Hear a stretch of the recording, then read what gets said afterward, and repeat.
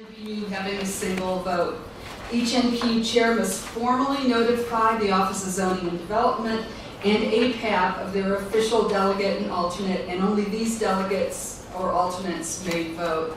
I'm saying all this because if you've been selected or elected a delegate and your name was not on the sign-in sheet, it means that your NPU chair did not make that notification. So I'm going to ask you now and a little later in the meeting to make sure you nudge your NPU chair to do so.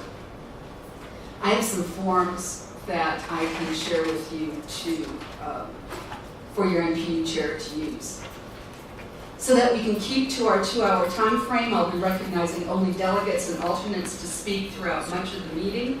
Others may ask questions following each presentation today and during public comment at the end of the meeting. If you wish to speak, please come to the podium and identify yourself by name and NPU.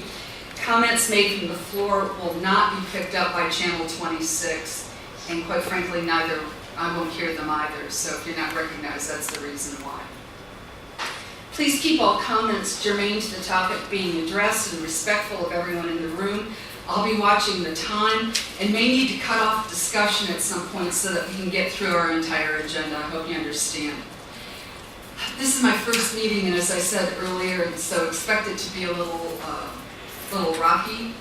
We will have a debrief following the meeting, so if you have any questions or concerns about how the meeting took place today, please come see me at the end of the room, and because we want to definitely improve our meeting. Is Mr. Webb in the room? Yes. We need to start our meeting off by the swearing in of the 2019 officers. Mr. Fortis Webb, who is the municipal clerk, is here to do that. And I believe he's going to do that in 2 parts.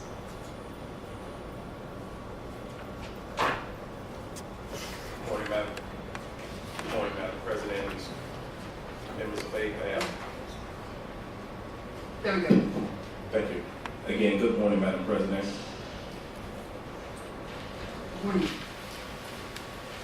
Madam President, if yourself and the first Vice President and second Vice President could rise.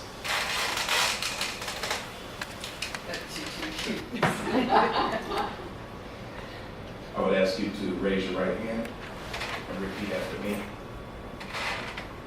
I state your name, swear or affirm that I will faithfully and impartially perform the duties imposed upon me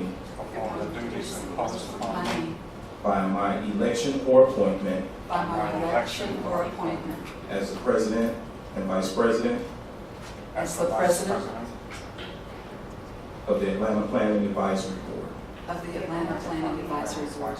I have not, in order to influence my appointment to this position, directly or indirectly, expressly or by implication,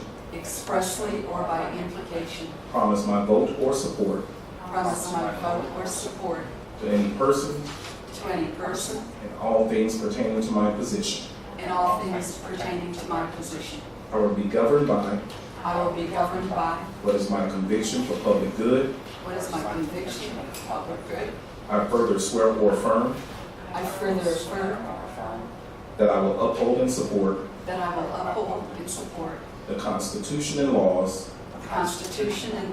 of the United States, the state of Georgia, and the city of Atlanta. I further swear or affirm that I will uphold and support the ethics code of the city of Atlanta. Thank you for your service. Ms. Patricia Marshall from my office will circulate 3 oaths that you need to sign. One will be for your personal record. The other 2 will be maintained in the office of the Municipal Clerk. Now, secondly, you may be seated. Thank you.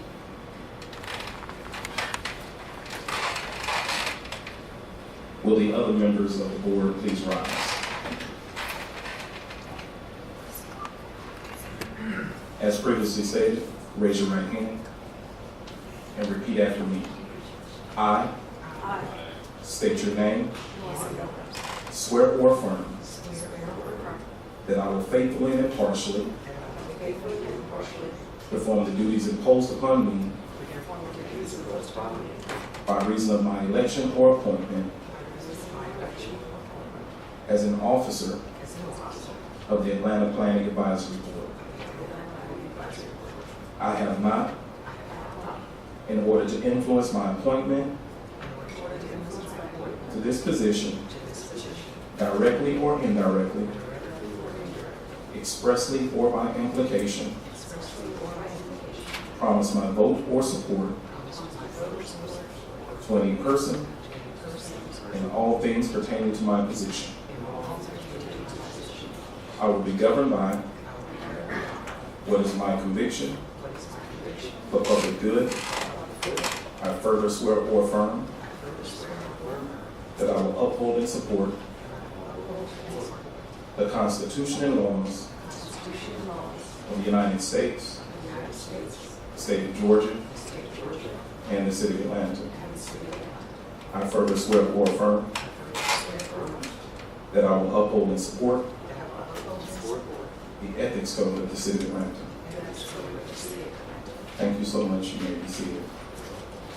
And if I could take a moment of personal privilege, Madam President, Yes, I'd like to thank all of the board members, the appointed officers, as well as the additional APAC members for your continued service to the citizens of Atlanta.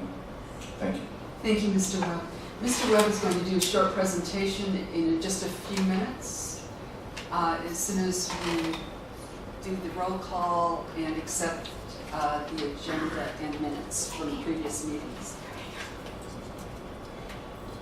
Madam Secretary, do you want to do a roll call, please? See if you have a form.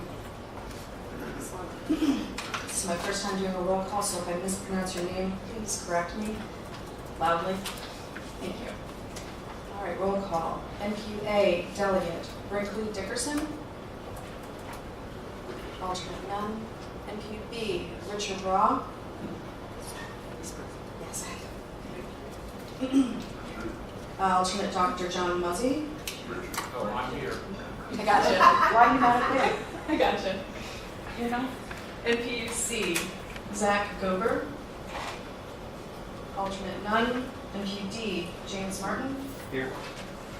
Some more present. NQE Jim Schneider. Alternate Brian Harris.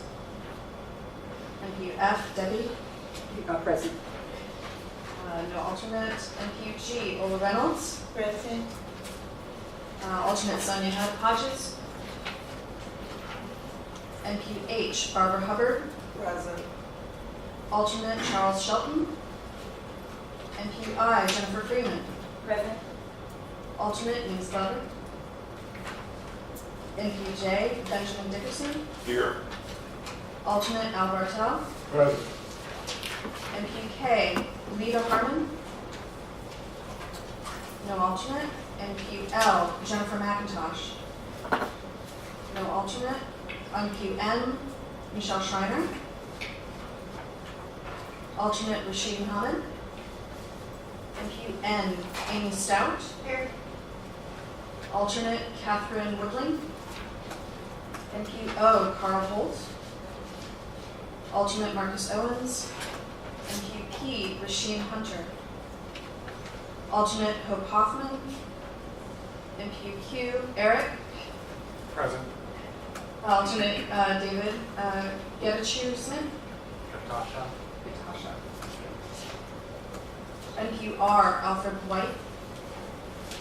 Alternate Harold Hardnett. NQS Chris Brown. Alternate Nick Hess. Here. NQT Terry Ross. Here. Alternate Donovan Dodds. NQV Columbus Ward Jr. Here. Alternate Stephanie Flowers. NQW Jack Brunler. Alternate Steve Carr. Here. NQX Michael Hopkins. Alternate Reuben Burney. NQY Dana Scott. Here. Alternate Chris McCord. NQZ Ann. Here. And alternate Sharita Burnett. is it. Okay, we need to have 13.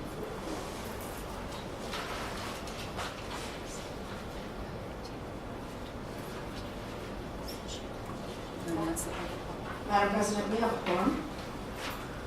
Thank you. In all the years that I've come to APEP, I think this is the first time we've had a quorum at the beginning of our meeting. So congratulations all. Thank you for being here.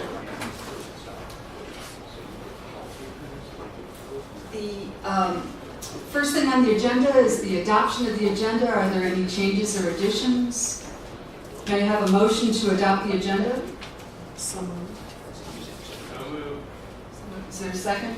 Second. All those in favor of adopting the agenda, please say aye. Aye. Anyone opposed? Motion carries. Thank you. The minutes, actually the highlights for the November and December 2018 meetings were distributed through the meeting announcement, as well as have been on the table. Are there any changes or additions to either one of those? Motion to approve November, motion to approve December. You would do that in one motion or two motions? Okay. So, is there a motion? Is there a second to the motion to adopt the November 2018 highlights? Second. Right. Any discussion? All those in favor, please say aye. Aye. Great. And you want to restate your motion for December? Motion to approve December. Is there a second? Second, great. Thank you. Any discussion on that motion? All those in favor, please say aye. Aye. Anyone opposed? The motion carries. The minutes have been received and adopted. Madam President? Yes. Have we approved the minutes? All right, have we approved the agenda on? Yes, we did that just before we approved it, while we were signing the forms. Okay. Okay. While we don't have any appointments to consider today, we do have 6 vacancies on the Atlanta TADAC, the Advisory Council. APAB is allotted 13 positions. Currently, we believe 6 are vacant. We've had, or around Five. 5 are now. 12 Okay. total. Thank you, Nathan. 5 of 12. At the front table, I've provided a description of those jobs and would ask, is there anyone here that has previously sat in TADAC, if they just want to say a few words on what would make a good candidate and what would be required for the position? Ginger? Sure, I currently serve on TADAC. The most important qualification is to be available on Tuesday afternoons after 4:30. Basically, if you're involved in the community, you live reasonably close to the belt line, and you have a pretty good idea of what's going on or would like to, and have the time and willingness to serve both at those hours and doing some homework, your participation will be appreciated.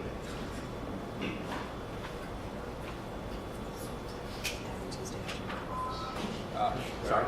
Not every Tuesday afternoon, one Tuesday a month. Mr. Rowe? I just wanted someone to clarify for people that are listening what the requirements are, if there are any geographic constraints, or if it's a citywide opportunity for those vacant positions rather than something by quadrant or whatnot. I believe it's citywide. Mr. Sullivan, if you want to come to the podium and answer those questions, we want to make sure we have good information. And if you can introduce yourself. Thank you, Debbie. My name is Nathan Solak. I am a community engagement manager for Atlanta Beltline Inc. I'm also the staff liaison for TADAC. There's several appointing bodies, but from APAP's perspective, previously APAP makes the appointment, and the questions that I'm typically asked is the individual involved in their NPU, showing up on a regular basis, and that's generally been criteria that's been looked at in the past. There are other appointing bodies as well. You don't have to come through APAP. There's the Atlanta Public School System, Mayor's Office, the Council President, the City Council, Fulton County, and the Beltline Network. So there's openings in most of those appointing bodies as well. Feel free to go to beltline.org/TADAC, DAC. And the membership is almost up to date, changes on a regular basis, so we'll actually update it again probably about a week or two from now. Great, thank you. Excuse me, if there's someone already representing you. Mr. Rao, can you go to the podium so that others can hear? Thanks. If there's Someone already representing your NPU or your section of town, does that mean that you should not apply for this, or does it mean that you're welcome to apply? Sure, from the APAB appointment standpoint, there's not a requirement that only one individual could represent an MPU. With only 12 slots, I mean, it's at APAB's discretion, and of course, the most diverse geography we can cover, I think, is best.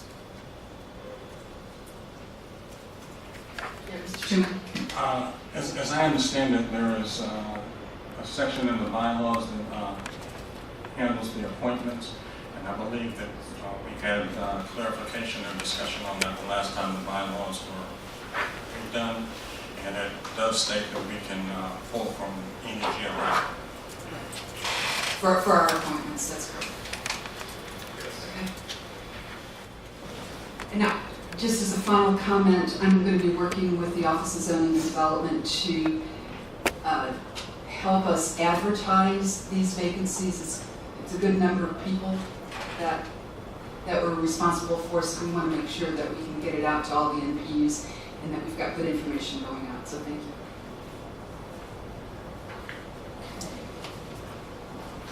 Next item on the agenda are resolutions. We have none for consideration at this meeting, and so we're going to move to presentations. Mr. Webb, appreciate your being here today. Most of us know you by the vote is now open. Thank you, Madam President. And I'd like to thank everyone for having me in today. And I didn't have a formal presentation. However, I just wanted to address the board itself. As previously stated, my name is Forrest Webb III, the Municipal Clerk for the City of Atlanta. The Municipal Clerk is appointed by the Governing Authority. The Governing Authority being consistent of the Atlanta City Council. The committee of purview in which the Municipal Clerk reports to is the Committee on Council, which is chaired by Ms. Jennifer I. The staff in the Office of Municipal Clerk has a combined years of 15 years of service. As an average, there are 10 staff members. The Office of the Municipal Clerk is charged with being the custodian of all legislative actions of the governing authority, along with attesting and sealing all city-owned contracts. Specifically on premises, the Municipal Clerk's office currently has 12 years of resolutions and communications and ordinances. Anything beyond that are housed at the Atlanta History Center, with a custodian of records dating back to the 1800s for the City of Atlanta. The Municipal Clerk is also charged with maintaining and codifying the code as well as the charter for the City of Atlanta, which is periodically amended by the governing authority. The staff for the Municipal Clerk's office also manages the City Council meeting, rather staffs the City Council meeting, and also maintain all votes on all items. And there are 3 sequences by which the governing authority conducts themselves or operate within. The first being the code and charter, that are the rules in which the council must govern themselves. The secondary document would be the actual rules of council, and that is a document that also fills gaps that aren't necessarily addressed in the code or the charter.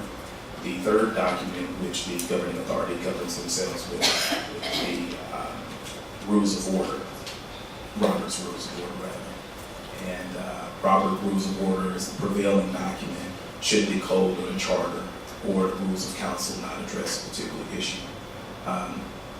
As of this year, the City Council has currently obtained the services of a parliamentarian. And the parliamentarian assists the municipal clerk, as well as the president, as well as the members of council, as well as the law department during the legislative proceedings of the City Council. Additionally, a few known, not as well known things about the municipal clerk's office. The clerk's office maintains all the affidavits for building permits building permits are held in our office separate and apart from the procurement process and the application process, which is upstairs on the 3rd floor in the Bureau of Planning. Additionally, one can apply for a domestic partnership in the city of Atlanta, and that is facilitated by constituent services. The execution of those certificates are housed in the Office of Municipal Clerk. Additionally, the Municipal Clerk serves as the election superintendent for the city of Atlanta, and the dual role, which is separate and apart from the routine reporting role of the Municipal Clerk. The Municipal Clerk, as the superintendent, serves as a qualifying officer for all city of Atlanta elections and or referendums, and in addition to that, for any proceedings such as challenge hearings. In 2019, the city of Atlanta has one scheduled municipal election, a special election filled the vacated seat of the late Mr. Ira Lee Young Jr. in District 3. That election will be March the 19th, and the runoff will be April the 16th if necessary. Qualifying for those, that particular seat will be next week, January 23rd, 24th, and 25th. There will only be 3 days of qualifying. The qualifying dates are mandated by the state of Georgia, and simply the superintendent will select which date is best for his or her municipality. In this case, the decision is made to have the election sooner rather than later. Having had that decision made, there will be no early and advance voting. And that is not an intent to disenfranchise any voters in District 3. However, currently, the cost to conduct the election is $256,000. Should I have made the decision to have early and advance voting, it would be upwards of $1 million. So I felt it was prudent to make the decision that we would not have early and advance voting. And I felt it was necessary to address this body, to put it out in the public. I've already published as such, but I just wanted you all to know. And if I could take a moment of personal privilege, as I previously alluded to before, I appreciate the service of the APAP members. It's something that is not always recognized, but is a labor of love, and it's something that is acknowledged within the city of Atlanta. And personally, I'd like to thank you, as well as the viewing audience, as well as the members that are here presently, for affording me, as a municipal clerk, to provide a very good lifestyle for my children and my family. I've been with the city for 30 years, and I'm proud to say I'm a city of Atlanta employee. That concludes my report, Madam President. Thank you, Ed. Thank you. Are there any questions or comments that anyone would like to make? I have a question. I've been asked by several people about the rules for public comment at council meetings. Are those in the rules of council document that you mentioned? They are. And currently it's been amended. It was amended at the end of last year. And the current rules are that each public speaker has 2 minutes to speak. In addition to that, a former elected official has 6 minutes to speak. A current elected official from another jurisdiction, he or she has 10 minutes to speak. When it comes to ceding one's time, previously you could cede up to 16 minutes. Now you can only cede and defer time up to 4 minutes. So at any particular time, be it a citizen, be it a former elected official, or a current elected official, you will only have 10 minutes to address the city council during public comment. And I would like to add one other thing. It is not known that each council person, when they deliberate on a regular basis during the during the full council meeting, they are only allotted 10 minutes. That's not anything, we don't ring a bell. I will time them, or a staff member will time them, and when they get to 8 minutes, we will give them a note, letting them know politely that you have 2 minutes remaining to speak. And if I could, have I answered your question? Well, I was told that public comment was not permitted on matters that had public hearings. That would be a zoning issue specifically. You cannot address any zoning matters during the full council meeting. And I'll go a little bit further and explain that historically. There were complications and some legal matters that arose several years ago with some of these elected officials, so as to take the elected officials out of the loop of being influenced or having significant impact when it comes to zoning matters. That's why you have now the ZRB, which is an independent group from the Atlanta City Council, and they receive the recommendations, that meaning the governing authority receive the recommendations from the ZRB, which is facilitated to the zoning committee. Have I clearly articulated that? I think so, yes, thank you. And Madam President, I'd like to mention one other thing that I didn't mention earlier. Effective in 2019, the Municipal Clerk's Office will not charge any City of Atlanta citizen for routine documents that one may request of our office. We felt it necessary to waive that fee. We will still provide an invoice, and for the purpose of if any individual exceeded $75 in a calendar year, then we feel it necessary to charge you 10 cents per page. But prior to that, it is not my intent to nickel and dime any citizen who's already paid his or her fair share of any taxes in the City of Atlanta. And also, this has been a practice that we've done periodically. I see Mr. Carr is here.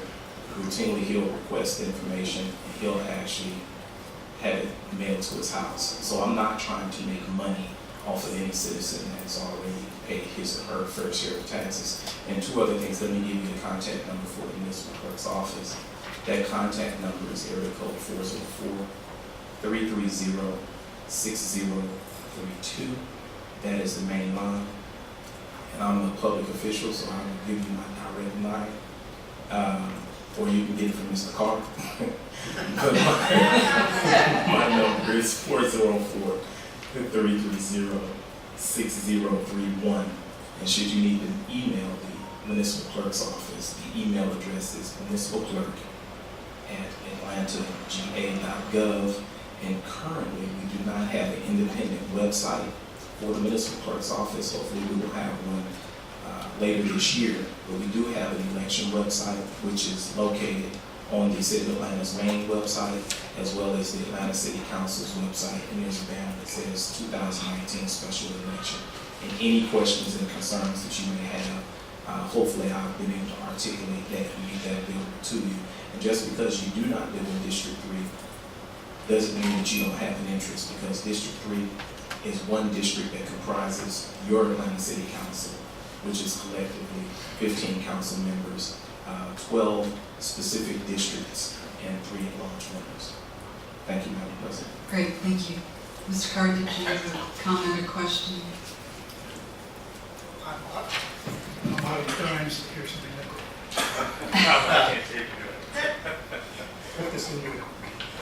My question to Clerk Forrest Webb is, can a resident of District 3 vote in absentia or absentee ballot, or do they have to personally show up? I'm glad you raised that question. I should have made that very clear before. There will still be absentee ballots available. You'll still be able to vote absentee prior to the election. There will just not be any physical early advance voting. Thank you, Mr. Carr, for raising that question. Okay, Mr. Jenner? Yes.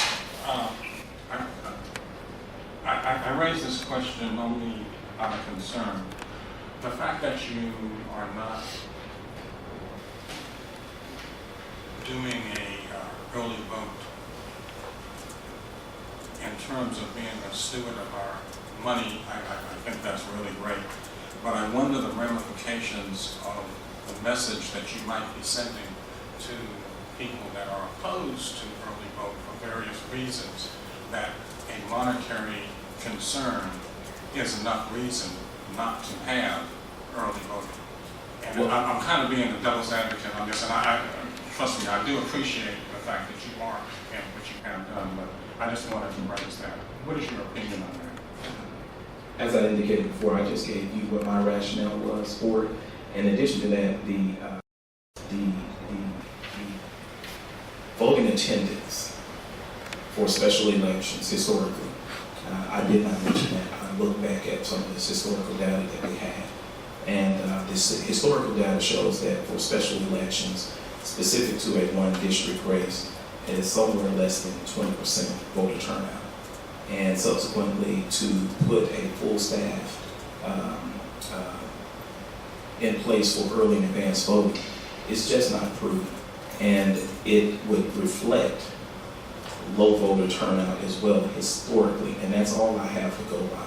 I can only go by historical data. And the data itself speaks for itself. And I understand that there are going to be people that are opposed, and that's why I'm trying to be transparent. And I have it on the City of Atlanta's website, I have it on our calendar, that is also a public document via the website, and I've come before you. I've also addressed it in Committee on Council, and I just feel that being open and transparent and allowing citizens of the City of Atlanta to know what is actually going on, and then to actually give a reason, which I'm more than happy to give any time I make any decisions. I'm not running from anything, so I understand that there are going to be people that's going to be upset, but there will still be a statutory requirement, which is absentee voting, and that is required by law. And one other thing, the early and advanced voting isn't required when it comes to special election. That can be a discretionary decision. Great. Thank you. Any other questions or comments? Mr. Webb, thank you so much for being here, for swearing us in, and giving us a part of your Saturday. Thank you. Quite welcome. Thank you all. We have a second presentation today, and from the Atlanta Beltline, I'd like to invite Beth McMillan and Nathan Soldat to the podium. Good morning to your newly elected board and membership of APAB. Thank you for having us today. We are delighted to be before you to give you an update on the Atlanta Beltline. My name is Beth McMillan. I am Director of Planning, Engagement, and Art for the Atlanta Beltline. And with me today is Nathan Soldat. You met him earlier. He is the Community Engagement Manager, who is the liaison for TADAC, between TADAC and the Atlanta Beltline. So we have a very short presentation, and we are open for questions at the end. Great, thank you, Beth.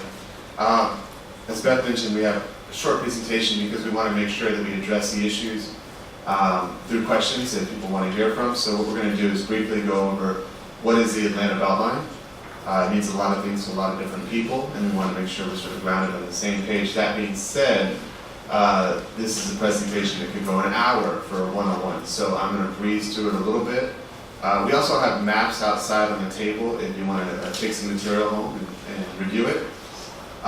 So the Atlanta Beltline is a very complex, nuanced project, but at its core, I like to say that it is essentially a project connecting neighborhoods 45 or more throughout the city of Atlanta, a transportation project utilizing historic railroad corridors, which are mostly inactive at this point, not entirely, 22 miles around the city of Atlanta.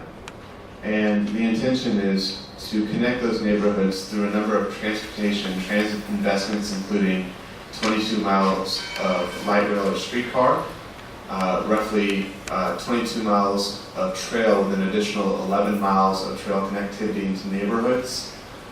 We consider the Beltline as a place in the connectivity and fabric of the city transportation system that needs to be, you need to be able to get to it. So essentially, in addition to those spur trails, we work with the city to create complete streets of streets that are available for all users of all types and abilities.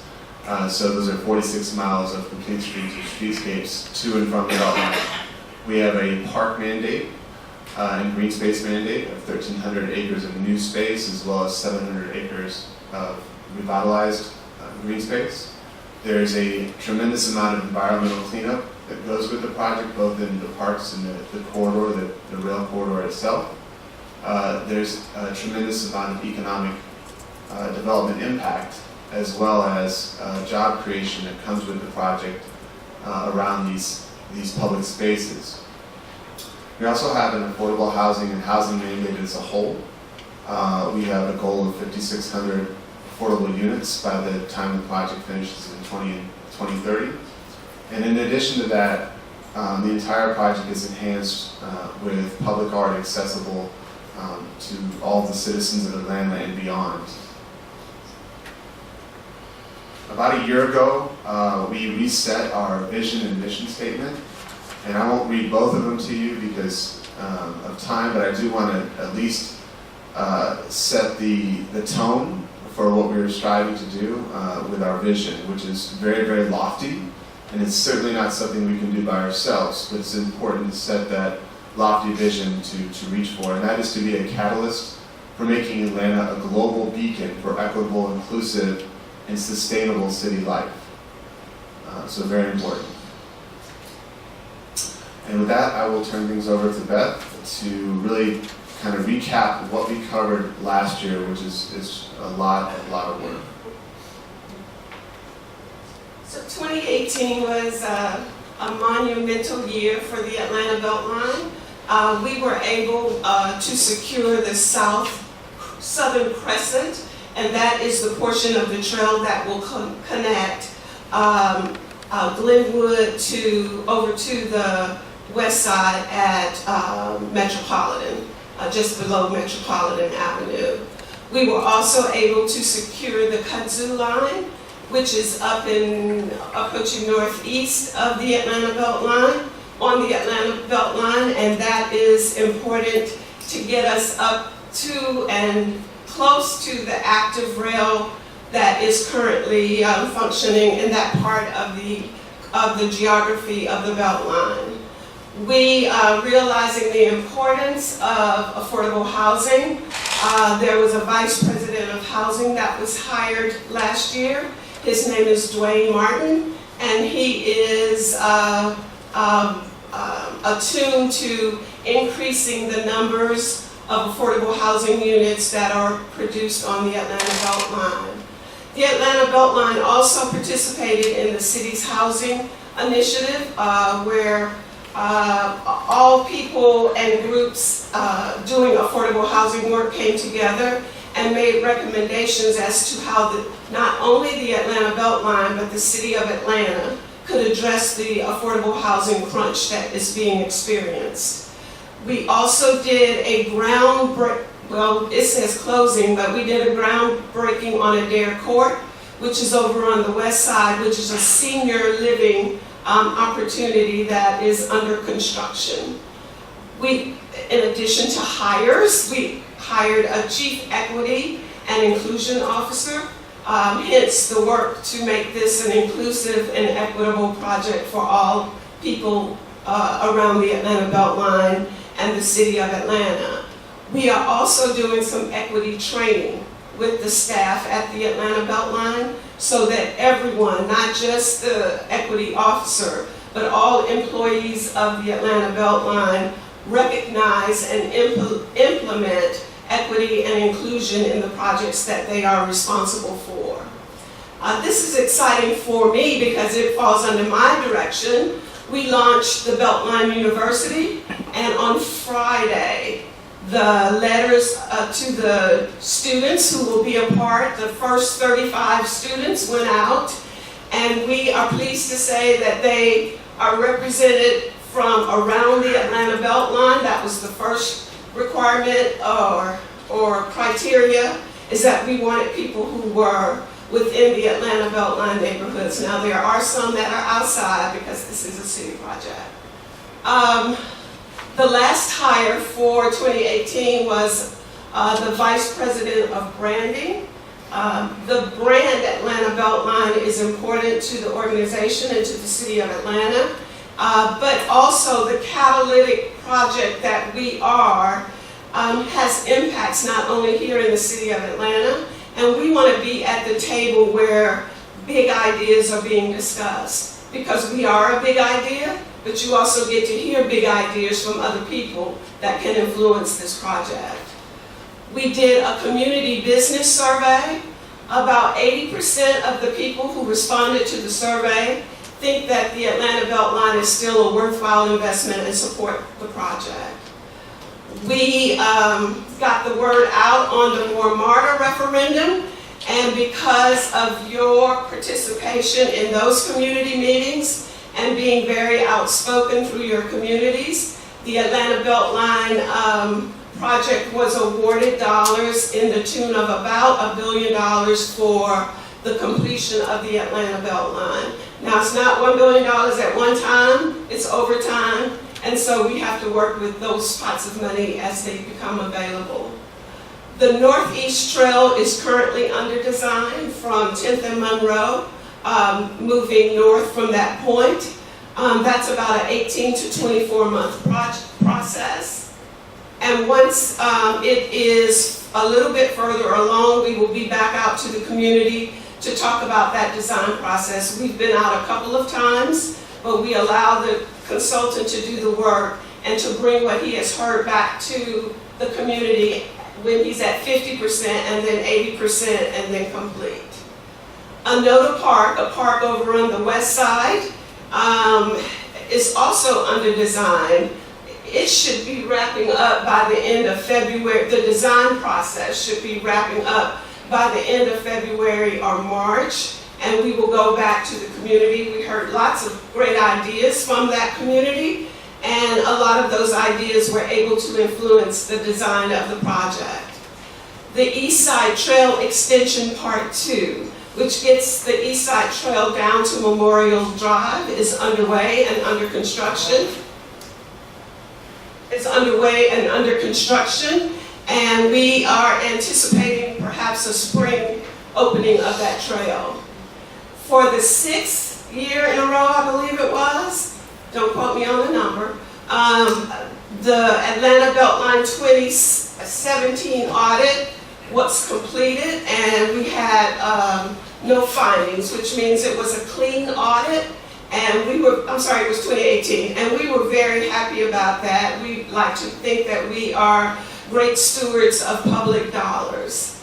And on the street today, there is a request for proposals for Murphy Crossing redevelopment. Murphy Crossing is the old State Farmers Market on the west side, and we are hoping to get very dynamic designs in from developers who would like to be a partner in the development of that particular piece of property. And with that, I will close, and Nathan and I are available for questions. Mr. Bartow.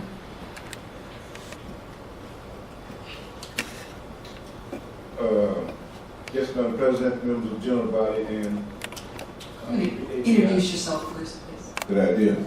Harold Bartell, chairperson of NPUJ, and also the committee chairperson of the APAB Transportation Committee, which is where my question is going to be coming from. The asset of the Beltline, we've seen quite a bit of activity as a public recreation asset, as a hospitality asset, and an environmental asset and a community engagement asset. What we're interested in is what are the benchmarks, if any, for it being a transportation asset.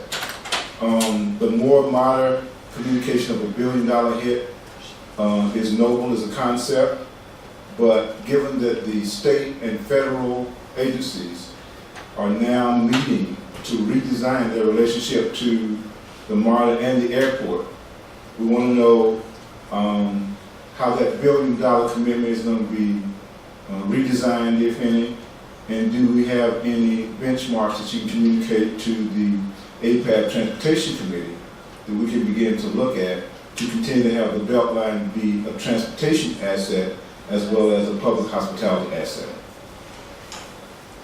So stay close so you can ask me those two questions again. I would venture to say that the Atlanta Beltline in its trail status is a transportation asset. If you're out there any day, most days, there are people walking, biking, and now e-scootering out on the Atlanta Beltline. And people enjoy it not only for recreation, but they use it as a tool of transit, of transportation. They take it to work, they take it to school, they take it to get to places of entertainment. So I would say even as a trail asset, it is a transportation asset. But I do get what you are getting at with regards to transit. Transit work by the Atlanta Beltline is underway. As many of you may know, there is a lot of, to qualify for federal funding for transit, there is a lot of groundwork that has to happen before you are deemed eligible to apply. So we have set about 16 miles, is it? About 16 miles of transit corridor under study so that we will meet the qualifications to be able to apply for transit dollars.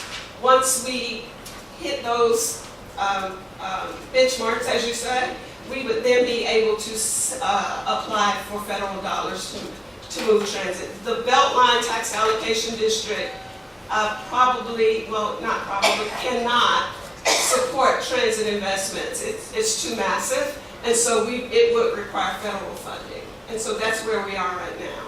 Now, there was part two, and if you would refresh me, I'll answer it for you. Well, part two is that, we at APAB, in the Transportation Committee, we want our work to be in line with what can we expect. And the point you made about the $1 billion hit from more modern, we don't know what those benchmarks are going to change. Are you anticipating change or different language that you're going to have to be accountable for? So we would also use whatever more MARTA dollars we get, we would use them, whether it be for matching or to provide a local segment of transit along the corridor somewhere. And so I don't suspect that those identified MARTA dollars will change from the 16 miles that are currently under study. Great, thank you. Thank you. Any other comments or questions? Mr. Clark, please introduce yourself first. I'm Steve Carter from NPUW. I have a couple of comments and questions. Number one, there was a recent proposed land swap in South DeKalb. There's 3,500 acres of either existing parks and potential parks, including over 500 acres that the city owns. There's been discussions between two former CEOs of the Beltline and DeKalb County commissioners, and there's been no action from the city or the Beltline going to extending out trails and paths to this area. That's number one. Number two is, I was delighted to hear Terry Ross's voice on a Beltline film. Terry was not credited, he was not thanked, nor was he paid. And this bothers me. If everybody else is making money, he needs to make some money too.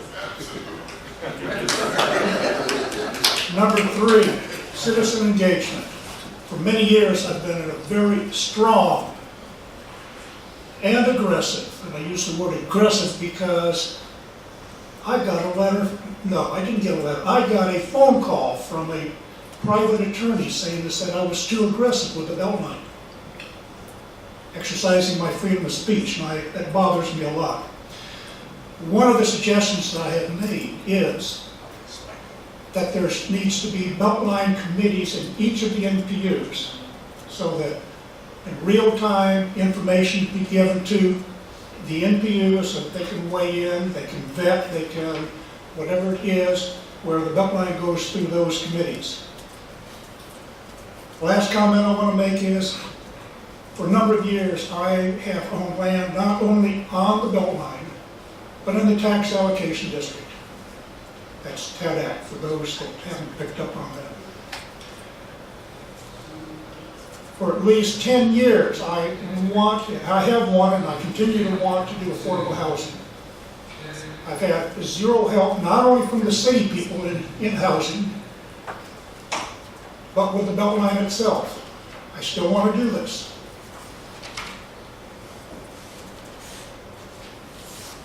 Here's my list. Thank you. I'm not familiar at all with the South DeKalb property that Steve is addressing, unless that's Entrenchment Creek, is that what it is? And South River. And South River. It currently does not show as a project for the Atlanta Beltline.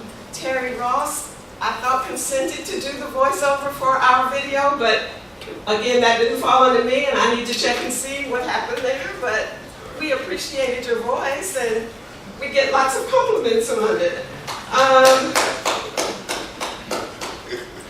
I can't speak to the NPU committees, and affordable housing is at the top of everyone's agenda at the Atlanta Beltline. In terms of a personal or private deal, I can't or relationship in terms of development, I don't have a comment on that either. Beth, I think Steve Carr would make a great nominee on TADAC, don't you? I think anyone that that this body recommends would be a great representative. Very diplomatic.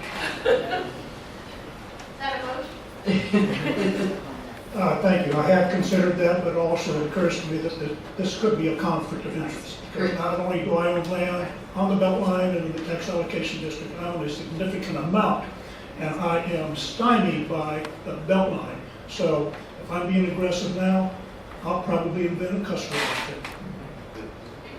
or more. Thank you. Mr. Scott, Just a question. please introduce yourself. I'm Dana from MPY, Thank you. and Beltline's going right through our bailiwick, parallel to University Avenue and heading west from Boulevard. Question, we need, and you're obviously going to do this because they already fixed the one over Fulton Terrace on the east side.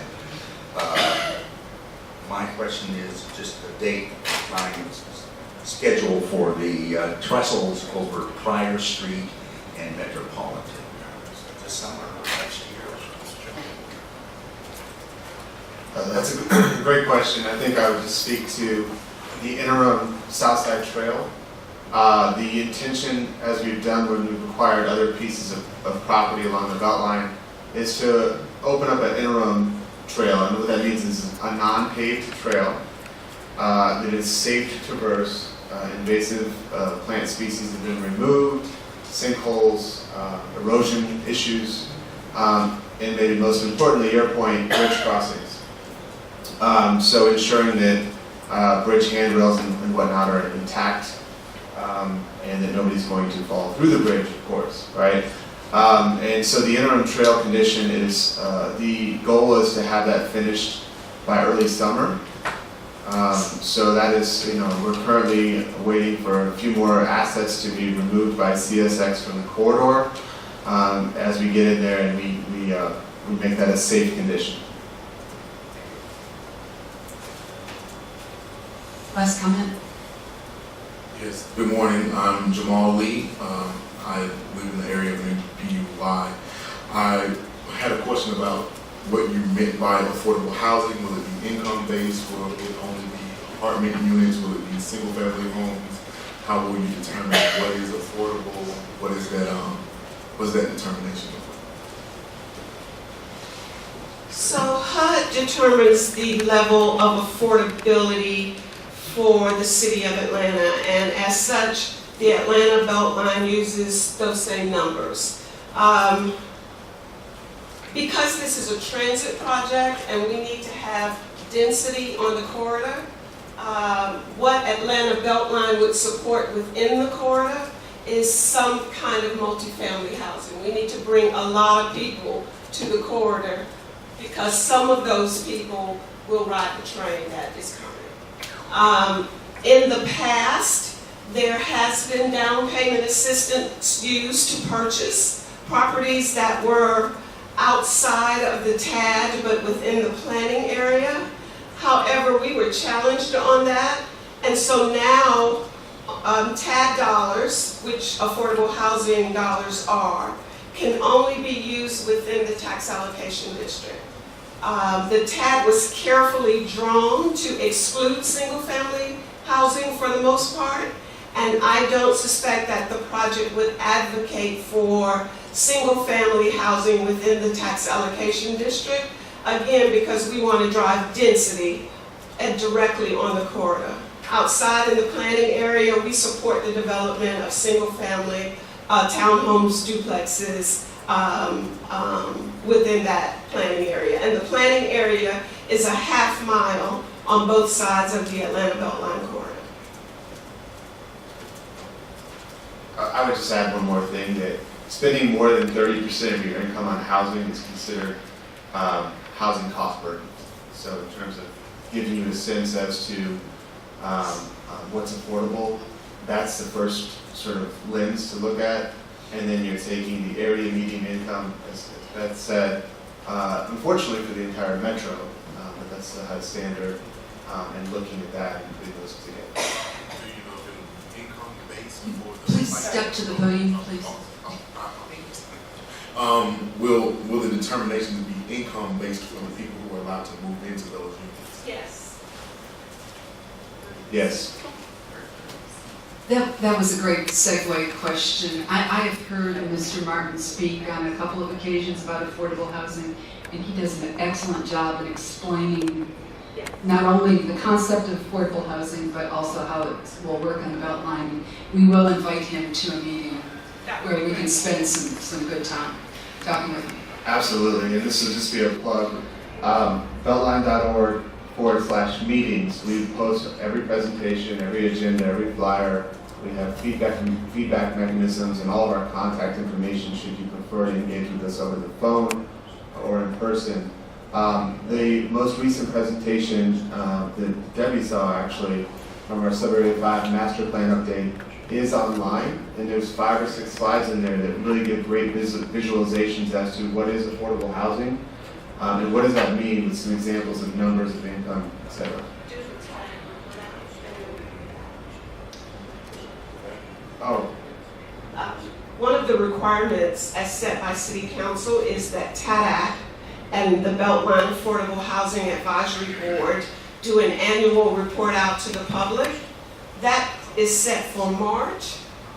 The date's yet to be determined. Okay. Usually it's in March. And at that time, after their presentation to the public, I might suggest that you invite them to this body to present their report, since you have appointees to that committee. And I thank you for the time today and the opportunity to present. Thank you both for being here, giving up part of your Saturday. Thank you. Thanks.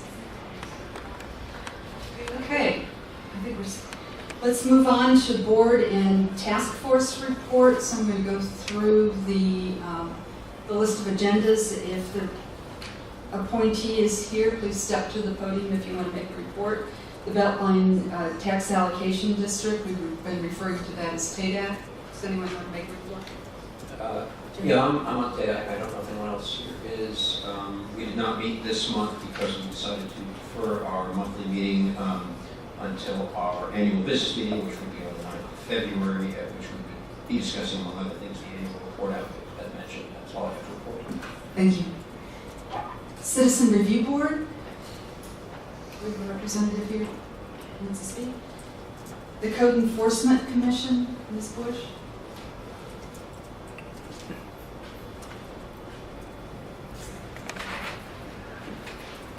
Good morning.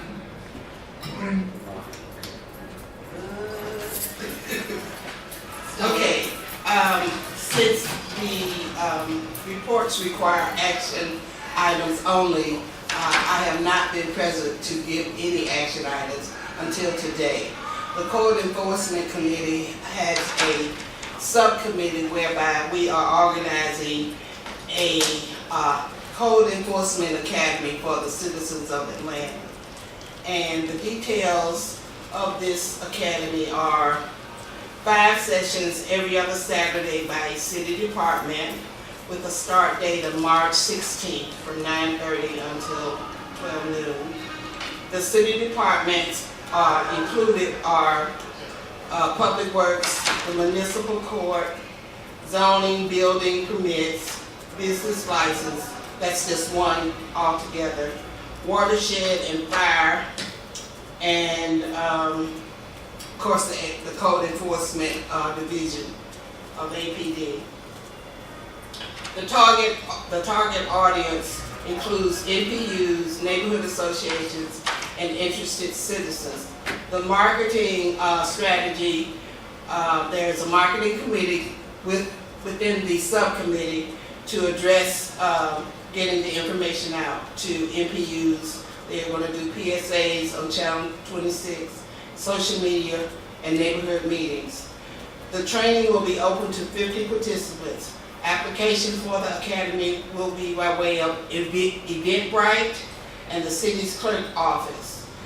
They will process the applications. Evaluation of training conducted will use, they'll use SurveyMonkey and/or a paper survey. As a senior citizen, I cautioned them about using some of the technology because, oh, they can do it on the phones, and I said, not a lot of people use all their apps on the phone, so they're still fleshing this out, but that is the gist of creating this training academy. And it will be held at the Atlanta Fire Department Training Academy. Any questions? When will the NPs receive information about the event? Good question. We'll have to, I'm not on the marketing committee. We met Thursday, so I'll have to get that information back to you. They understand that the NPUs meet at certain times, and because of these city departments and the Super Bowl, they're going to work that out.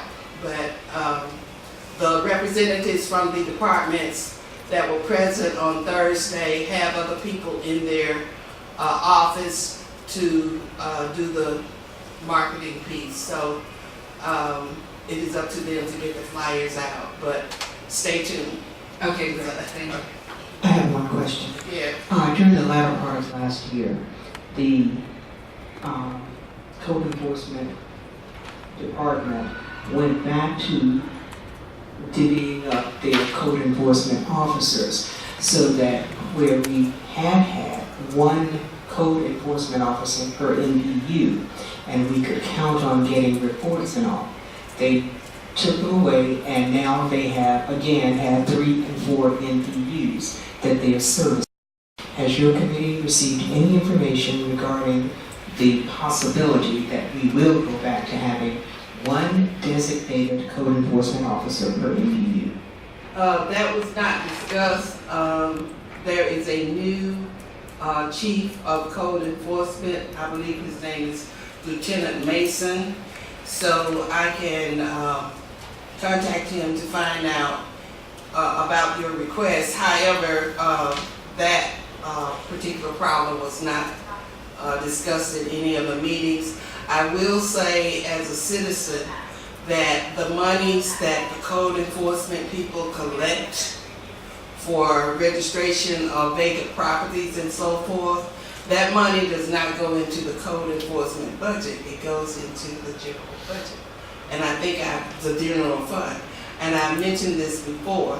So each NPU should inform, to me, this is just my opinion, they should inform their the people that attend their neighborhood meetings at NPUs to kind of get on the city council people. George Shepard represents the code enforcement of District 12, to make some kind of adjustment in terms of putting more inspectors and they do have, the Public Works Department had several other initiatives. They have a Clean Sweeps team and Keep America Beautiful initiative. So I will take that information back, but sometimes, and it's not anything that, how should I put this?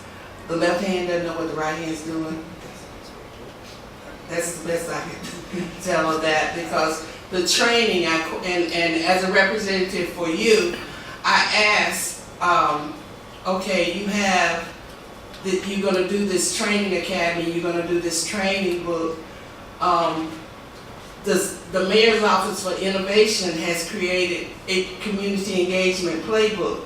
So what's going to be different from what you're going to do and how you're going to, you throw out all this information to the public, but how are you using it? And some of the people from the city were not aware, at least they said they were not aware of the playbook.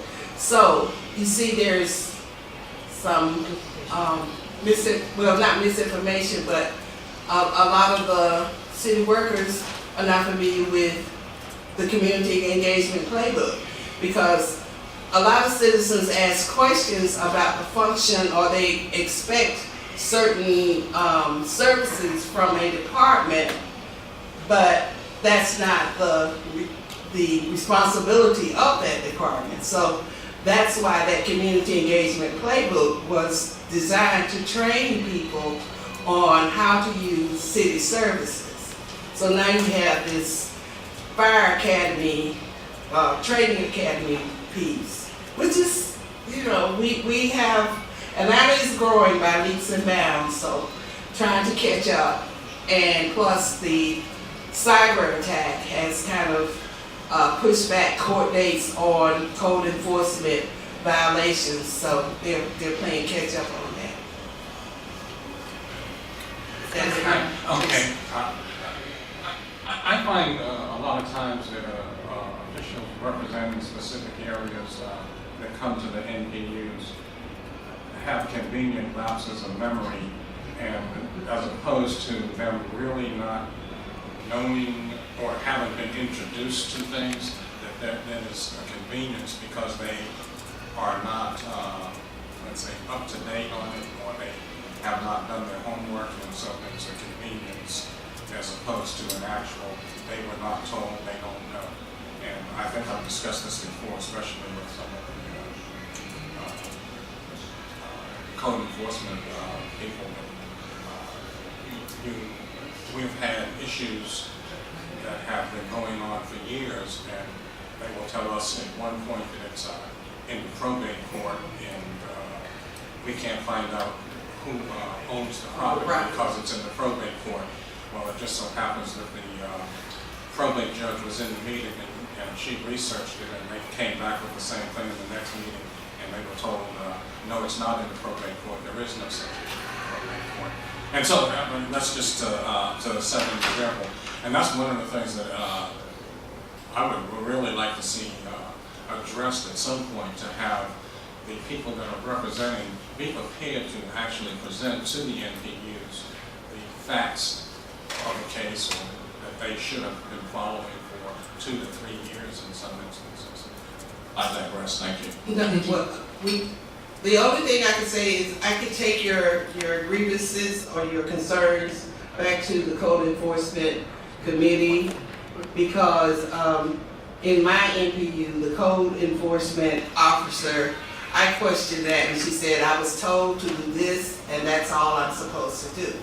She doesn't she gives numbers, but she doesn't share the property addresses or the status of those addresses, although I have shared them with you. You remember I gave you a list of the properties that were being demolished and contracts that were in place to do some demolition, but that was the response I got from my representative.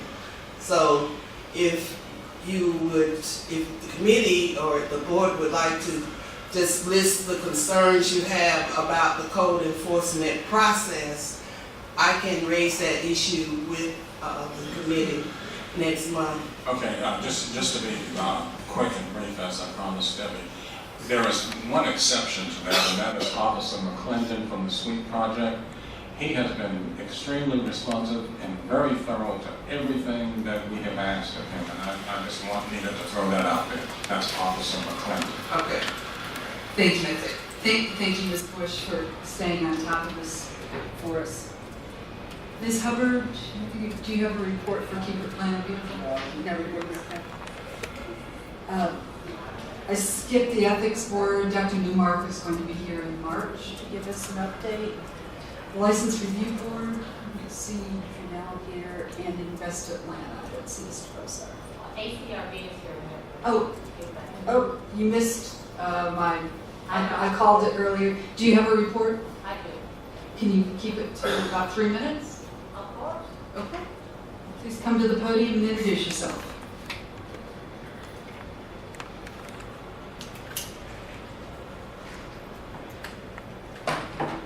Thank you. Good morning. I'm Sherry Williams with the Atlanta Citizens Review Board, representing NPUs G through L. And the Atlanta Citizens Review Board, of course, accepts complaints for complaints against police officers and Atlanta corrections officers. And right now I have for you and for all MPUs, we have a card now that has the information about ACRB investigations on the front and the mediation process on the back. We started doing mediations about a year ago, and all of the information with the phone number and the email for the website and everything that's on this card, and I'll pass them out again. And one of the things that we're doing to make sure that citizens are aware is periodically throughout each month we go in different neighborhoods and talk to citizens about what ACRB does so they will know and understand. And so one of the things that we're doing is called Police Interactions, where you can go online and take a quiz to see if you know what your rights are. Because a lot of people just really don't know what their rights are, and of course the more information they get, the better off they are. So we go to libraries across the metro, across Atlanta. We also go to malls there at West End Mall and Greenbrier, and a lot of different malls, and it's all on the website on our calendar so that citizens can come. And the good news is that often when staff and appointees appear to ask questions, there are people there waiting for us. So we're excited about that. And also we have 2 new investigators who have joined us, and currently we have 37 open investigations. And the top 3 allegations that we receive most have to do with appropriate action required. That includes false arrest complaints and excessive force and conduct. Any questions or? Could you repeat the number of investigations, please? Is 37. And I need to make sure that I'm forwarding the executive director's report every month. I forward it to APAC. I want to make sure that I have the correct information for 2019, since we do have new officers. If it's going to apapatlanta@gmail.com, then it's coming to the right place. Great. Thank you. Any questions? Yes, sir.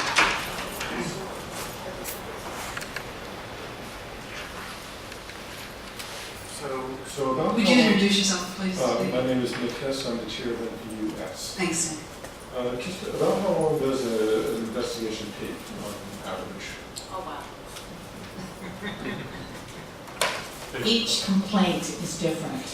So it also depends on whether or not the APD is doing an internal, or corrections is doing an internal investigation at the same time. So unfortunately, there is no average. Right. But citizens have 6 months to file their complaint from the date of occurrence. And also, for those of you that are new, there's a process now for people to submit a complaint anonymously. And in the past, some people wouldn't file a complaint for, they thought there would be repercussions. So, Thank you, Ms. Williams. Thank you. Any other boards or task forces that I might have missed? Okay, then we're going to move to committee reports, and the first is CDHS and zoning of land use. Mr. Martin. Yes, both committees met this past Monday, and attendance for myself, Jack Grunler, and Quinn Green. We endorsed 2 resolutions, which you should have copies of for informational purposes. The first of these, which is quite straightforward, is calling for the planning department to instruct SAP applicants not to use certified mail in sending out notifications. Currently, they provide no guidance, and the code says get a certificate of mailing, which many applicants interpret as using certified mail, which is quite often sent to NPU chairs' home addresses when they are at work, therefore they never see them. I thought for a while that this was just me, but I was talking to some folks from other LPUs, and apparently the phenomenon is quite common. So, the other resolution is with regard to housing affordability, which was a hot button issue, as you may recall, the last time we discussed it here. This one should be a little bit less controversial.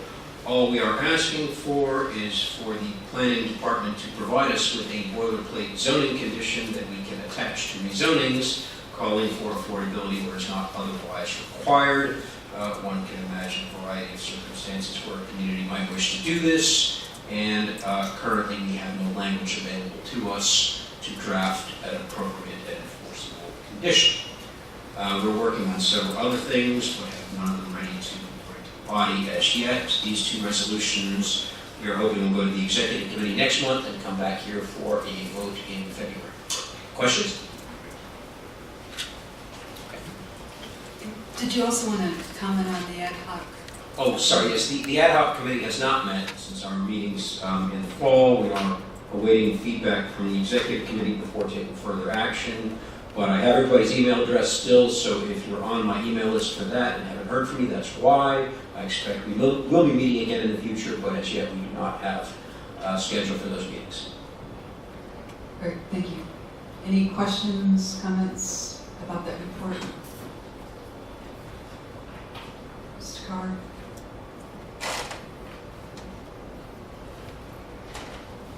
Thank you. Conflict resolution was mentioned. Yes. Kyle Kessler from the Center for Civic Innovation is here. Well, that comes up under committee on council because that's also one of our reference items or standalone. I would certainly encourage before the meeting is over for him to make a comment. Okay, The status update. okay. And Mr. Martin, remind us again when your meetings take place. Oh, sorry, yes, I guess I sort of slipped over that. As I mentioned, the last meeting was this past Monday, 1/14. The next meeting will be Monday, the 11th of February at 7 p.m. Chin Chin Restaurant, 1715 Howell Mill Road. Great. Jim, I was looking for the actual, not resolution, the actual voting item. But NPUs were asked to vote on a couple of items this coming before, I guess, the full council pretty soon. And one of them was rezoning for senior citizens' homes to be allocated to R1s, basically all of the residential statutes. Are you familiar with that? You talking about the daycare? Yes, adult daycare, yes. I am only superficial familiar with it. Okay. So I probably will not be able to answer any questions you have, but you go ahead and ask them.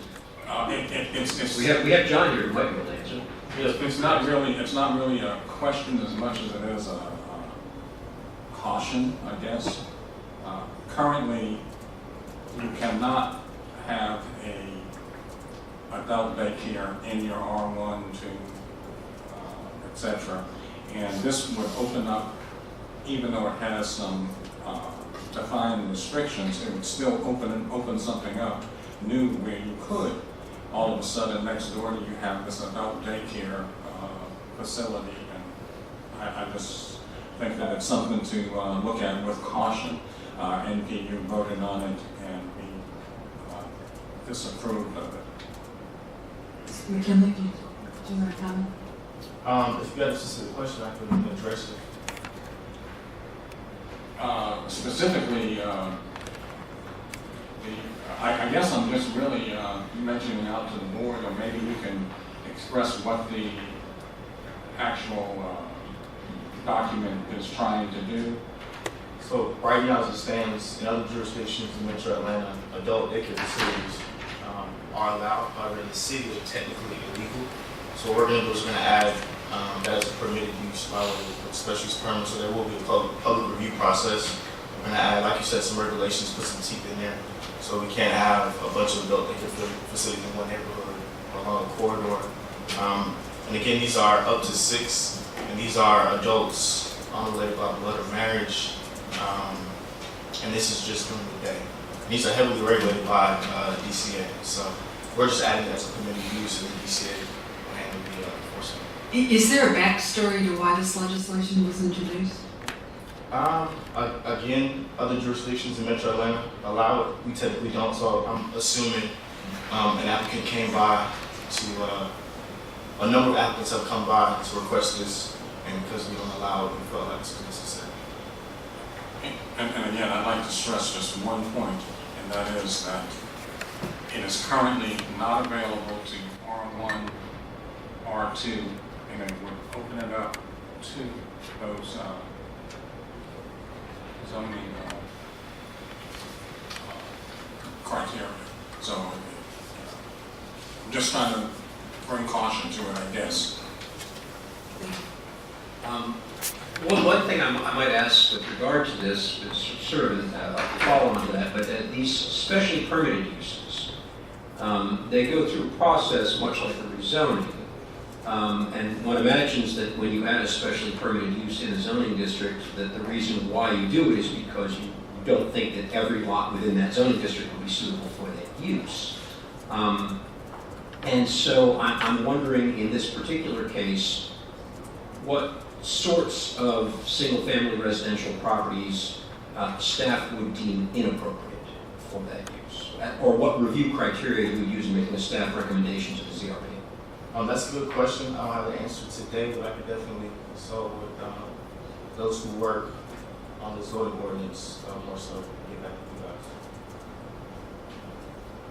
Okay, great, thank you. Steve?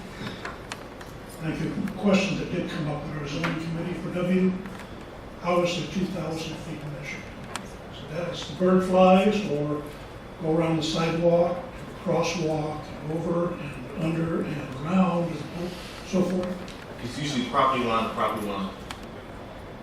As it bird flies. Straight line, property line, property line. Does that answer the question? You use the word usually. That means it's not definitive. I looked at the legislation in fact sheet. It wasn't specifically notated in there, but that's usually how business requirements are measured. I should double check. I appreciate that. As a case in point, there was a bar that opened up directly across the street from Jackson High School. The way they measured was from the entry door, which was not on the street, over to the sidewalk, down 2 to 3 blocks to a crosswalk. Across the crosswalk, across the sidewalk, and then to the front door of high school. And it barely made it under 2,000 feet. But it was directly across the street. And they got a liquor license. Thank you.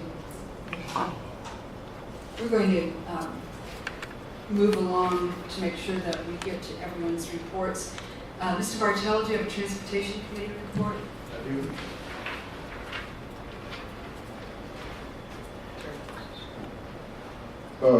First off, because it is the beginning of the year, we do not have a resolution, but we do have a point of information, Madam President, and that is that the Georgia General Assembly is now considering redesigning its relationship with transportation management in the state of Georgia, particularly with the Atlanta Airport and the MARTA system.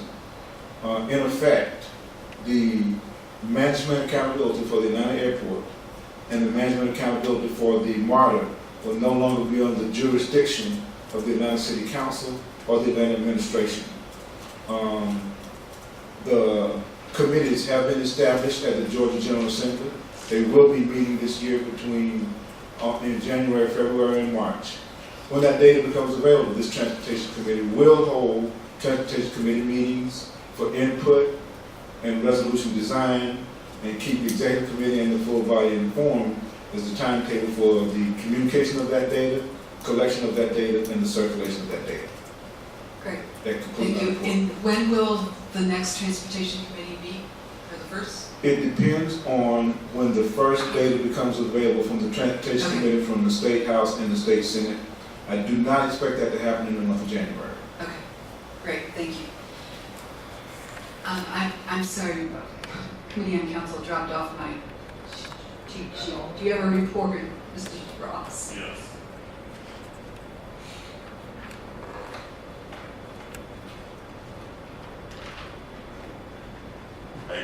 Terry Ross, NPUT. Committee on Council met this morning at 9 a.m. and a couple of things. Number one, parking fees for the APAB delegates and alternatives, reimbursement, which is something that we put on the table last year. What we established is that the path to getting this completed is to increase the overall APAB budget by approximately $2,600 and then reimbursing the delegates and alternates that attend on Saturdays for reimbursement. But what we said was let's give this to finance and ask them what the reimbursement process would look like and feel like. So, and if you could get back to me with some kind of idea what that would look like, that'd be great. Okay. Item number 2 was the MPU attendance and participation. Mr. McKinley, we're still looking for M through Z for MPUs M through Z for 2018. Okay, and then once we get that, then we can go on and get that report finalized and you can get the information to you folks. Okay. Item number 3 was the APAB MPU budget for 2019-2020. As you guys know, last year we proposed that the budget be tripled to about $330,000. Ann Phillips and I had worked on a proposed budget, and the general body actually voted to approve that resolution.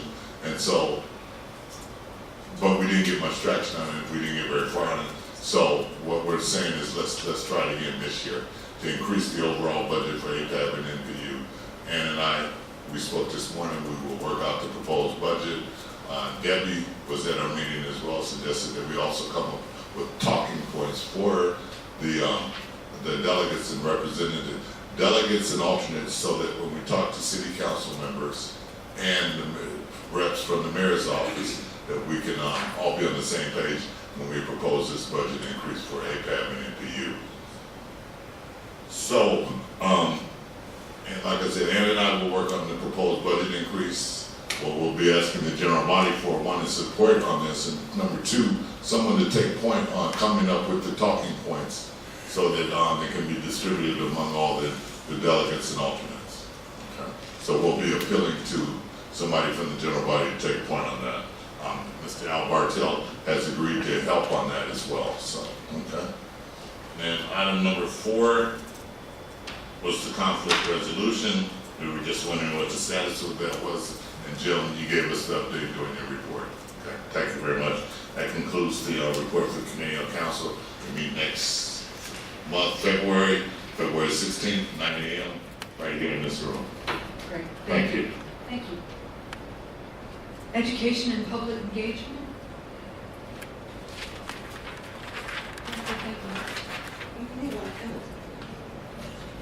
Good morning, everyone.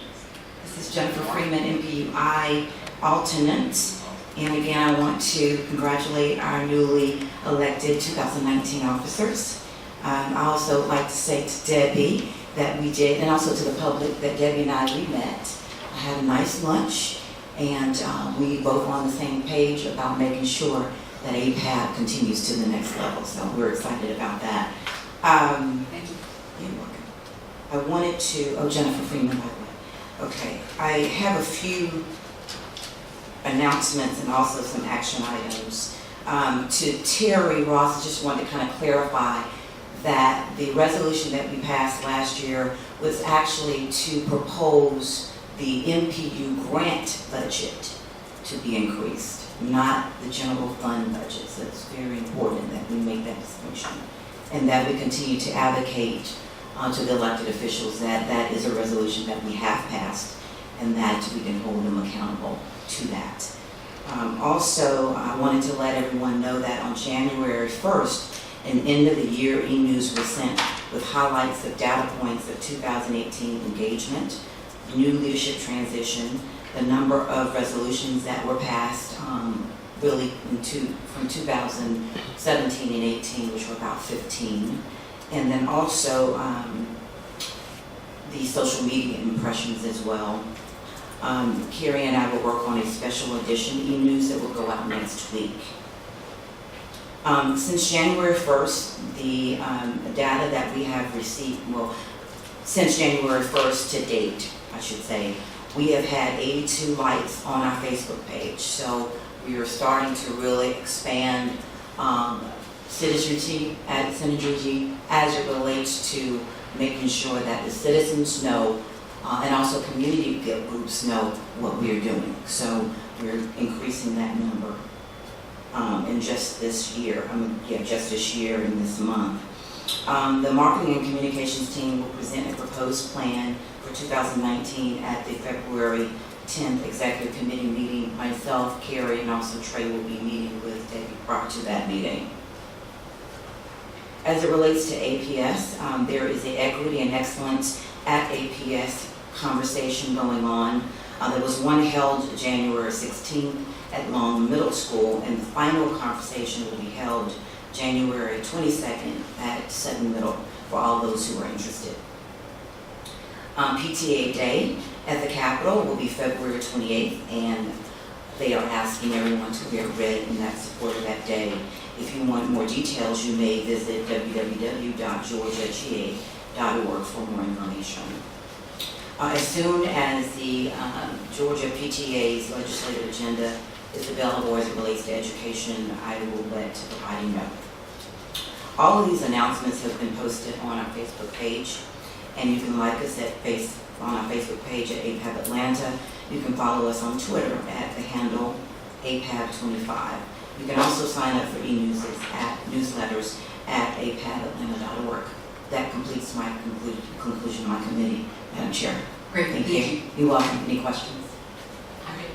Yes, with regard to education, the Atlanta School Board met in a special call meeting on the 7th of January where they decided to take on massive new commitments in the city's tax allocation districts. It's going to end up costing school budgets about $500 million over the next 30 years. And I just wanted to know if you were aware of that and if you'd like to comment on that in any way. I'm aware of it, and I don't want to comment on it. You know that, Jim. Thank you. You're welcome. Thank you. Finance Committee, and Sharon, I have a question. oh, I'm sorry, Mr. Chair. Many of you know that, I'm Sherry Williams, Thank you. many of you know that I have been working with a group of education advocates since 2012 in an effort to have the planetarium at Harper Archer restored and reopened. And over the years, we've been making those efforts. Well, recently, since they said they didn't have any money, they had a meeting, APS had a meeting, and they revealed that they had extra T-SPOS funds available.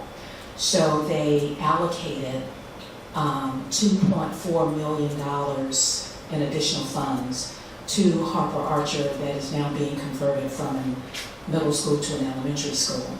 And so we were hoping they would use that $2.4 million to restore the planetarium and the theater because this only needs $2.1 million. But instead they used that money to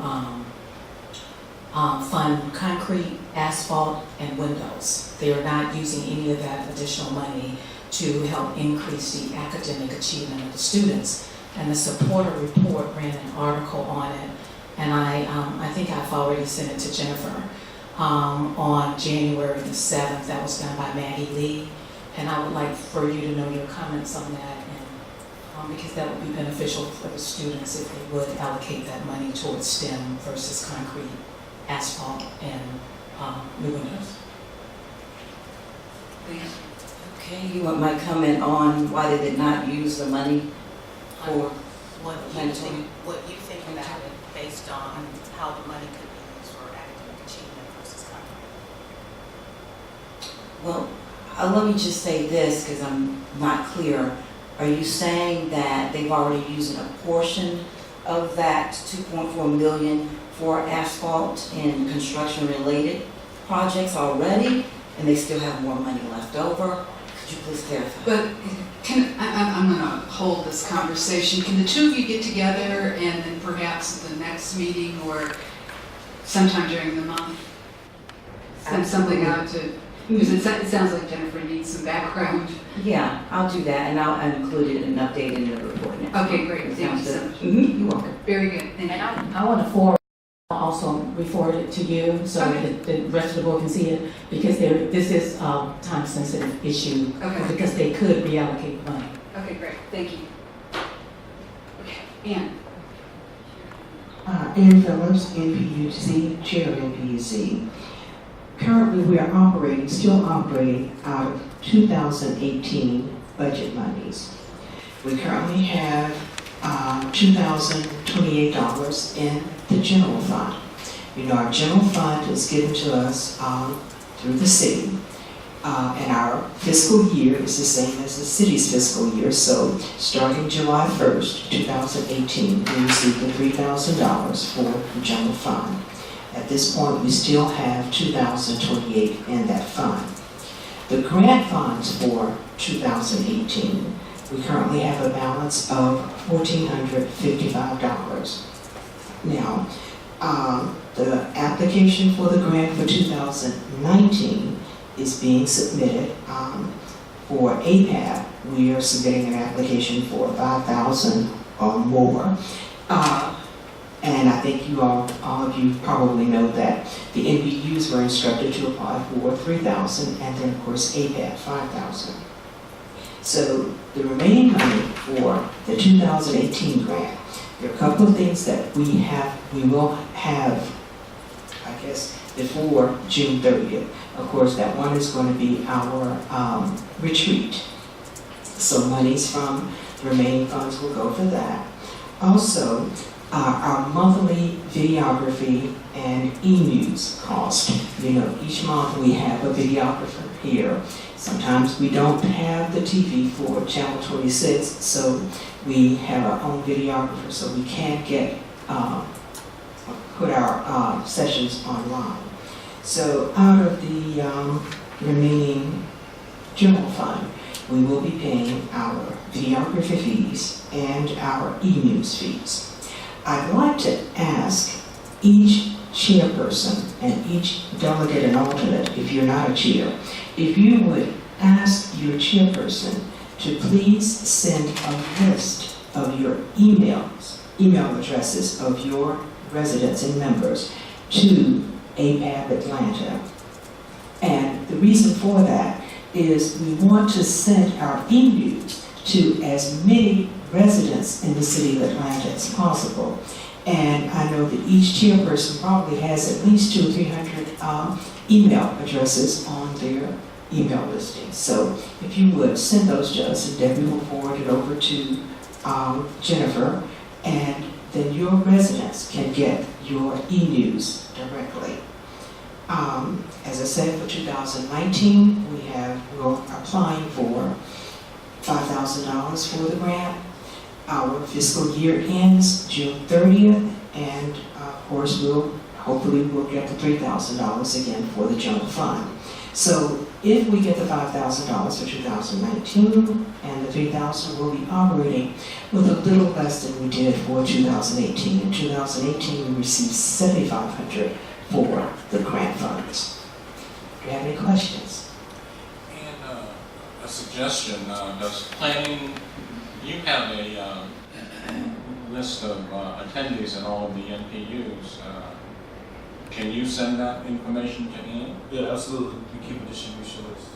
A lot of NPUs accept that, so we'll send that to you. That's fine. I just think that it would work better if we sent the e-news out directly to residents, and because it does indicate in there that, you know, they are welcome to come to our APAP meetings also, so that would be good. Absolutely. Okay. And then the last committee report is the executive committee. So let me provide that. The new executive committee met for the first time on January 6th. We did that by conference call and had an opportunity to introduce ourselves over the phone and share about our individual priorities for 2019.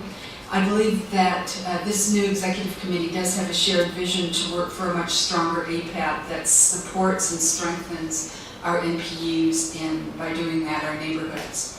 Specifically, here are the things that, as president, that I would like to focus on. First is to seek out the resources that strengthen NPU and APAB leadership capabilities, which could include training and our retreat and whatever other resources. I have a human resource background, so this is particularly important for me.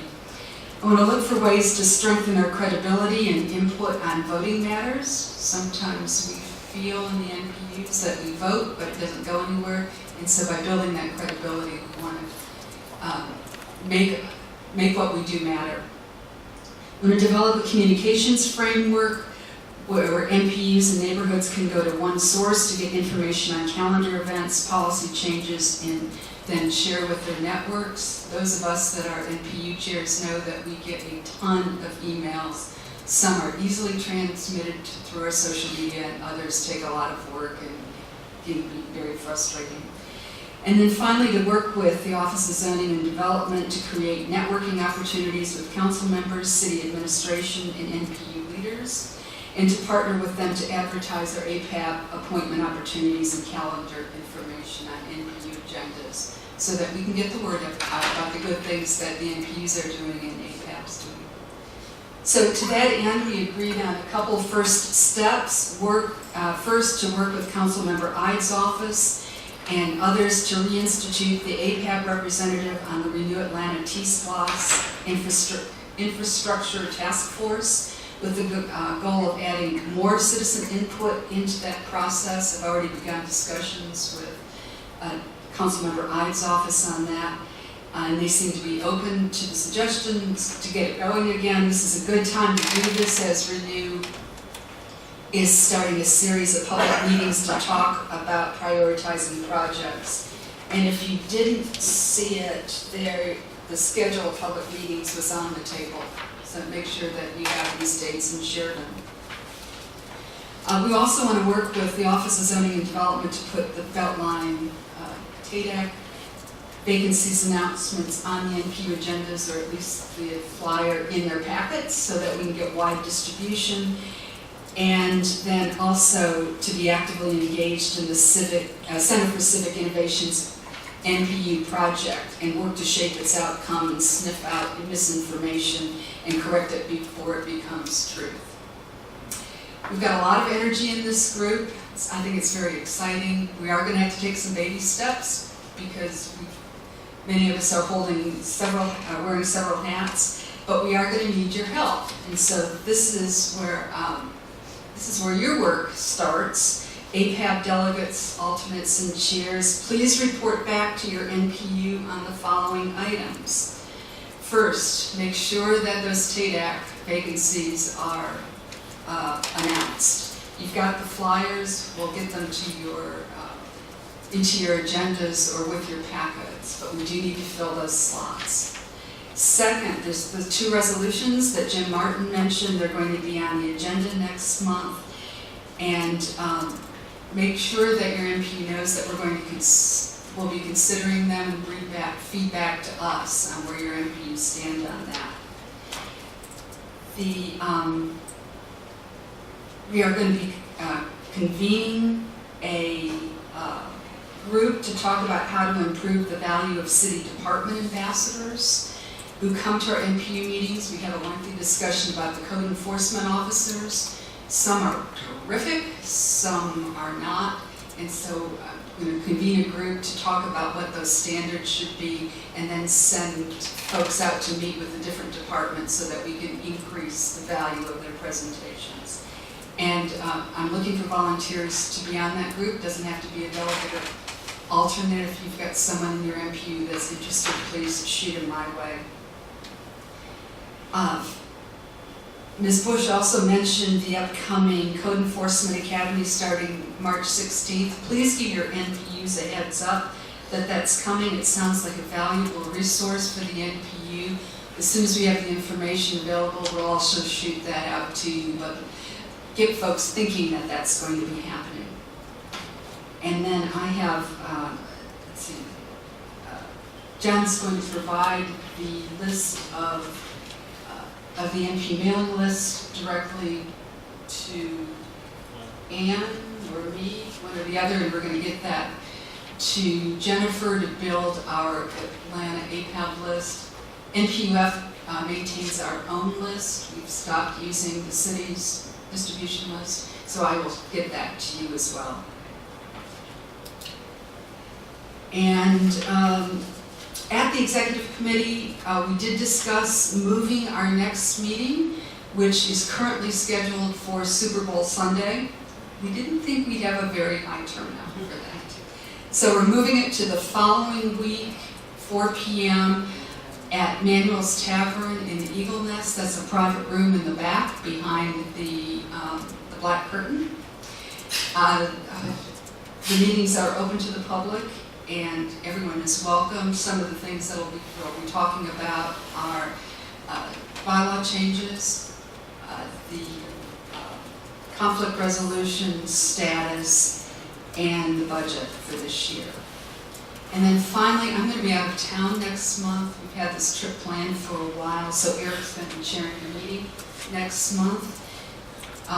If you have any suggestions for agenda items, could you please let me know and Eric know so that I can prepare them for the executive committee meeting.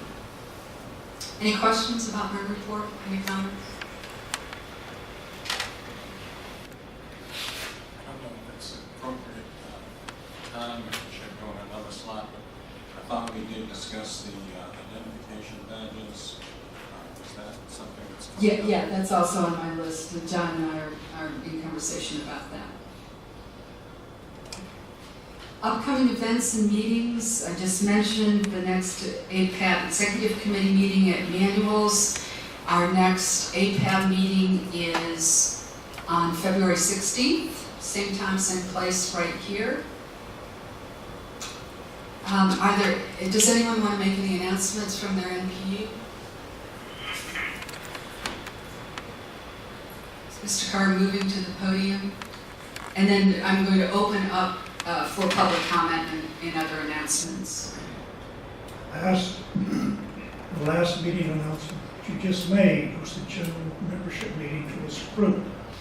However, for those people that want to get a good parking place, please come an hour earlier and join us at our APAB council. And whatever agenda items you want to put on the agenda, if you want to reach Terry Ross ahead of time, please do so. So I'm encouraging people to get up an hour earlier. Okay, great, thank you.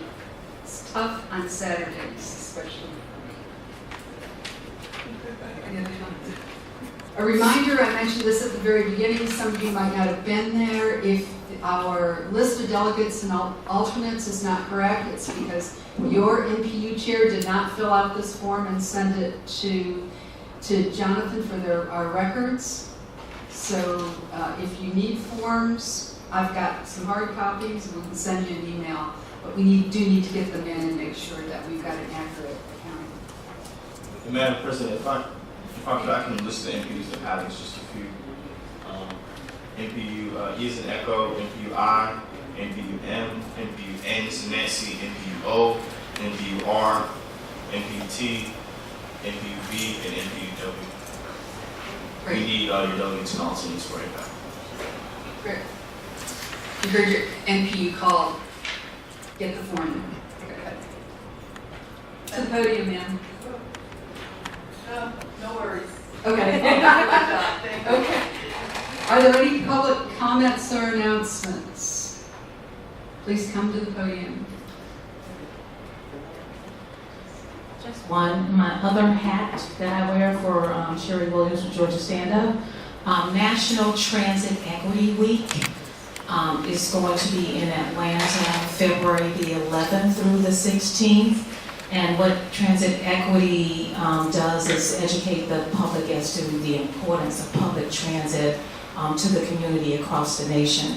So on Monday, February the 11th, we're going to be at the Five Points Marva Station, and I'll forward the flyer to you as soon as it is available. But it's Monday, February the 11th at 11 a.m. There will be a press conference, rally, and kickoff, and we're inviting the public So Monday, February 11th at 11 a.m. And then on Tuesday, we're going to be at the West End MARTA station from 4 p.m. to 6 p.m. with NPUT, handing out information about what National Transit Equity is and what it means to the community, and asking them to do a small survey.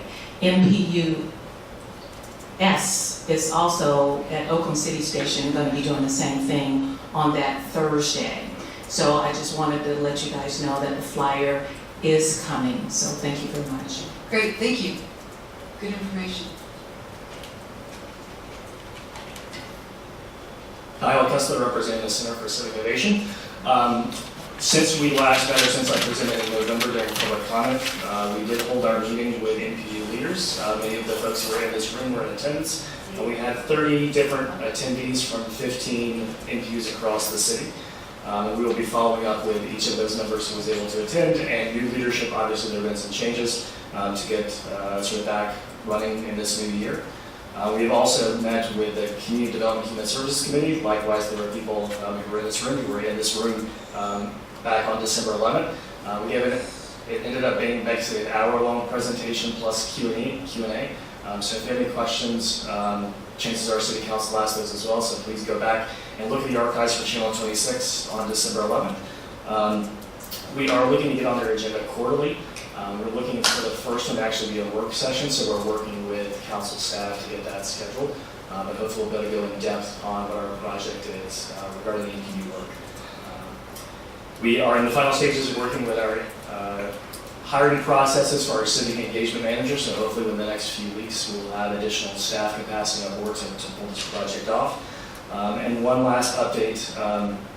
We announced at the CDHS committee that we were going to be holding a public information event on February 12th. Because of a scheduling conflict with the venue we were looking at, that's going to be moved. We don't have the date nailed down. We're working through the paperwork, but hopefully we'll be able to announce that on Tuesday, so just after MLK holiday. And just a second to take my Center for Civic Innovation hat off. I did receive word this past week that Jim Schneider has been taken to Grady. He's at the hospital now in ICU. So I plan on going over there after this meeting if anyone else wants to join me. If he had an infection, they're working through some issues. He has recovered or is recovering, but he's at Grady visitation. He's able to accept visitors. So if anyone's interested, I'm able to provide that information, or if anyone wants to go after the meeting, I'm happy to walk over when anyone wants to visit.